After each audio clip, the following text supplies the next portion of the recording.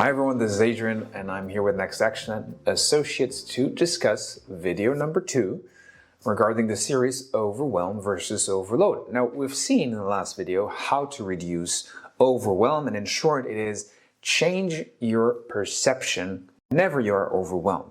Now that gets you so far, and in my own experience it got me really far to reduce my overwhelm.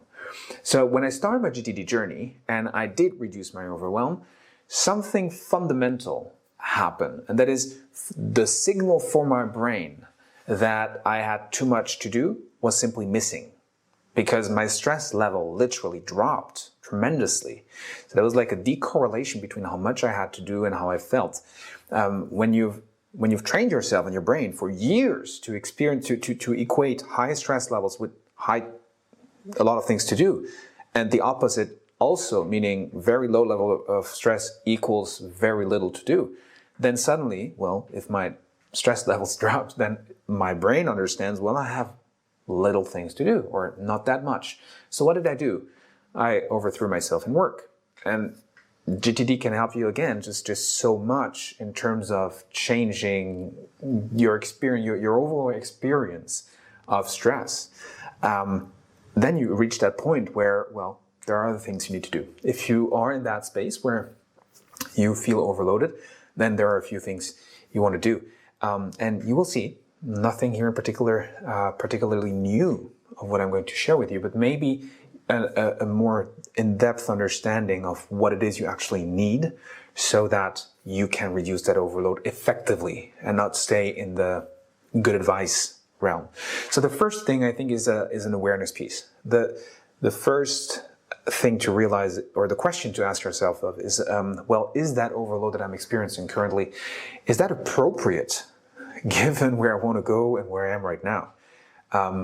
Right? Let's not confuse ourselves. There are phases where high stress levels in the classic sense, having a lot to do, full calendars, full emails, are just perfectly appropriate given where you want to go, right? When you start a business, everything's new. There are no processes that are in place, so everything takes a lot of time. There's a lot of uncertainty, and generally speaking, well, you will have a lot to do. So that is just part of the choices that you've made.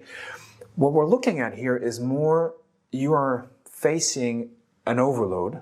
You have lots to do. You have filled calendars, filled emails, filled teams, but your sense is it's not appropriate. Like, I'm putting in more hours, but I'm not getting closer to where I want to go, right? And that would be a perfect place to start with.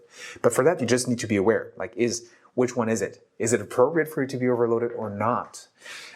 If not, then you need to change something. And I want to say it up front, right? I want to really hear full disclosure.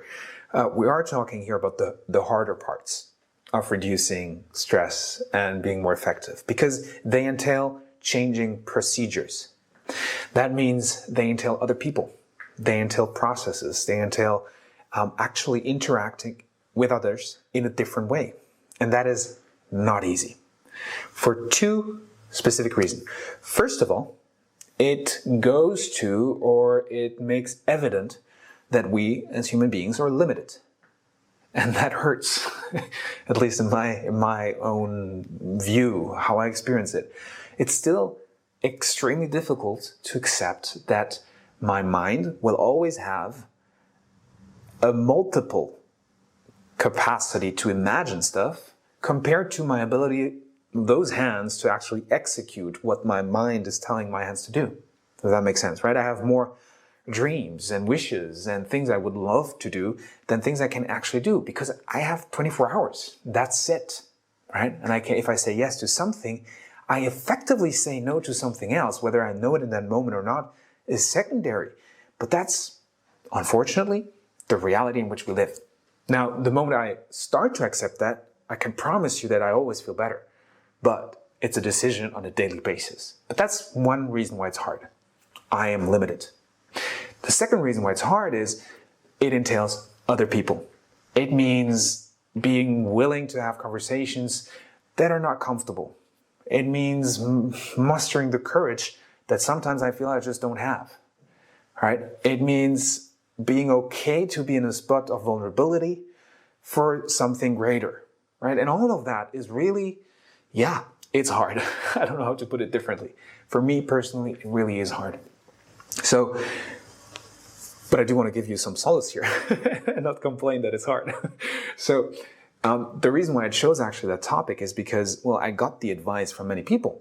Hey, if you're overloaded, simply say no. And it makes so much sense, right? And you know that already. You don't need Adrian or anyone else to tell you, say no more. But at the same time, although we hear that advice, we continuously, and I continuously, say yes to things. So I need to go to the bottom of that. Why? Why do I say yes when I know that I should say no? And well, the reason is quite simply, I think I'm a nice guy, and I think I want to serve other people, and I think I want to please other people.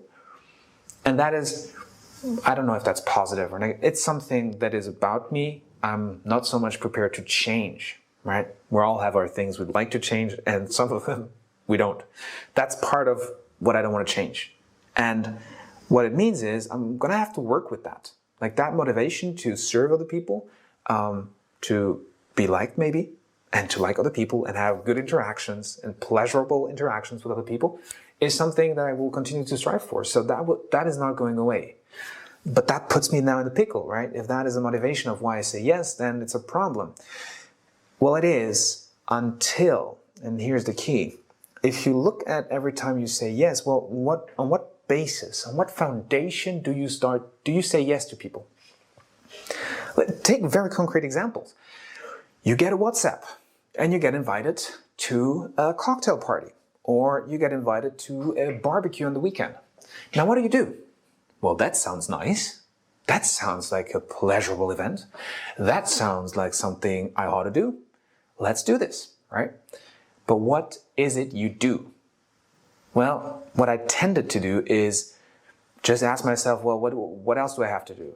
Or what else is there on Saturday? And then I basically, a few things come through my mind and I evaluate and I say, okay, I have time.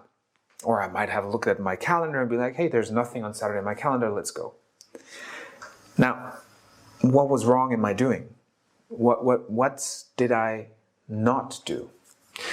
I did not consider all the other yeses I said yes to. How am I supposed to know everything and everyone I said yes to in that moment if I look in my head?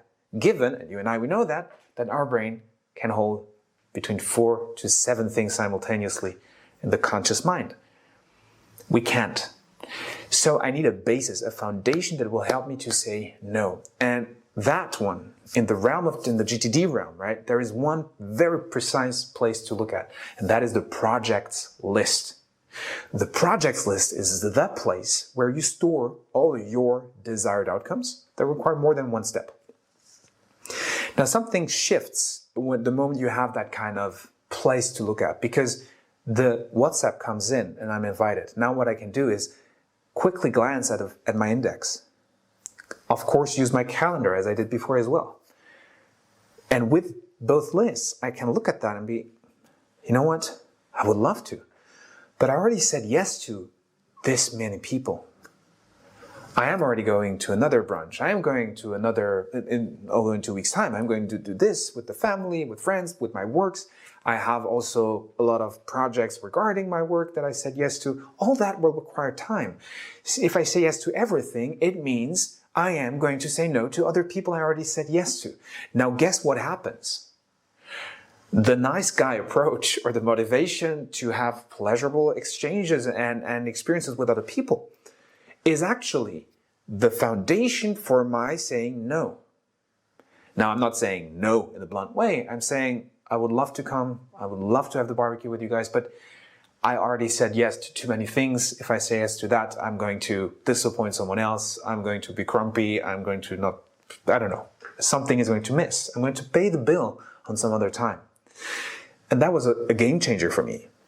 Because again, I didn't need to change my personality. I didn't need to change who I fundamentally was. It was the natural thing to do was to say no because of that projects list. It's an essential list. I cannot make rational decisions today without that list. So I encourage you, wherever you are, whatever your job is, it doesn't really matter. because you make commitments and you have desired outcomes that require more than one steps that you want to achieve in 1 year. And if that is true, you have between 30 and 120 projects, which is a lot, right? A second list I want to give you, and then close with that, is simply the someday maybe.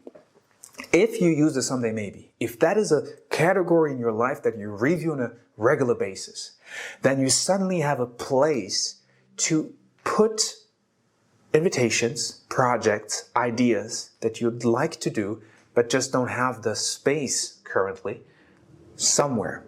And what that does is it changes your approach to it, because suddenly it's not saying no in an absolute sense. It's saying not right now. And that changes things. I know saying no is nothing new for you. And yet, maybe the combination of say no, but first build the foundation with the projects list, can help you get a little bit more distance with everything, and then make more rational decisions about what you will say yes to and what not. I hope that helps, and I hope it answers a few of your questions. If you have more questions, type it in. Answer in the chat will come very shortly after you write them. I wish you a good day.